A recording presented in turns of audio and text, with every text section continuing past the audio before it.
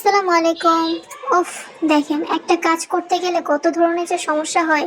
এই মোল্ডটা আমার হাত থেকে কয়বার পড়ে গেল দেখেন। ওই দিন কেকটা বানাতে আমার এত কষ্ট হয়েছে ভাই, বলার বাহিরে। কেননা কেকটা কিন্তু ছোট সাইজের, কিন্তু হাইট হবে অনেক বড়। ভালো করে দেখলেই বুঝতে পারবেন, ছোট হওয়ার কারণে আমি কেকটাকে কাট করতে পারতেছিলাম না বা কোনো কাজই আমি করতে পারতেছিলাম না। তার উপরে কেকটা হালকা গরম ছিল, যার কারণে আমি উপরে হাত দিয়ে কাটতেও পারতেছিলাম না। আর এই তো দেখেন কেকটা কত পরিমাণে সফট হয়েছে সেটাই দেখালাম। এগুলো ভাঁজ করার পরেও কিন্তু ভেঙে যায়নি।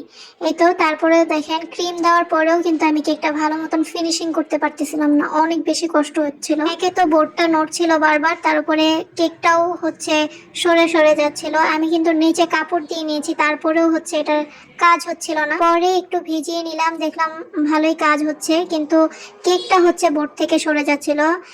ক্রিমটা কিন্তু খুব ভালো পরিমাণে স্টিফি ছিল, তারপরেও এরকমটা হচ্ছে কেন জানি না। হয়তো কেকটা এত ছোট বলে এরকম, তার উপরে হাইট কেক, যার কারণে একটু ডিস্টার্ব বেশি করছিল। তারপরেও কিন্তু কাজটা করতেই হবে, কিছু করার নেই।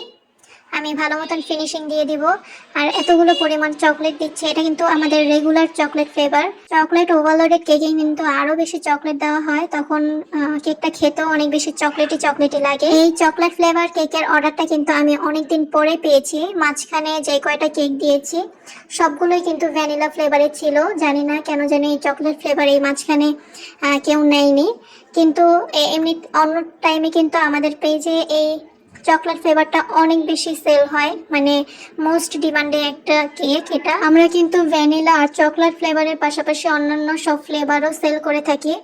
যেহেতু একটু প্রিমিয়াম কেকগুলোর প্রাইস বেশি হয়, তাই এগুলোর প্রতি ঝোঁক কাস্টমার একটু কমই থাকে। ভালো করে খেয়াল করলেই কিন্তু দেখতে পারবেন আমি হচ্ছে কেকটা ক্রাম কোট করছি, আর প্যালেট নাইফটা দিয়ে হচ্ছে টেনে টেনে মাঝখানে আনছি, কারণ বারবারই হচ্ছে এটা সরে যাচ্ছিল, কেন আমি জানি না। তো যাই হোক, ক্রাউন কোটিং করে ফ্রিজে সেট করার পরে এখন আমি হচ্ছে ফাইনাল ডেকোরেশনটা করব।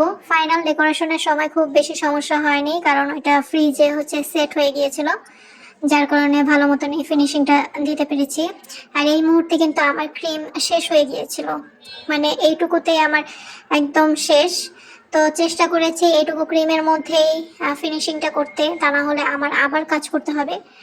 তো লাকিলি আমার হচ্ছে এইটুকু ক্রিমের মধ্যেই হয়ে গিয়েছে। যেহেতু ক্রিমের আর কোনো কাজ ছিল না, জাস্ট টপার বসাতে হবে, তাহলে কমপ্লিট হয়ে যাবে।